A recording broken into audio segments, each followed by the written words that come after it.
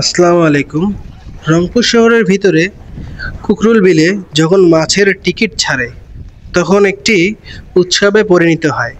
দূর দূরান্ত থেকে অন্যান্য জেলা থেকে সব ধরনের মৎস্যপ্রেমীরা এখানে মাছ মারার জন্য চলে আসে।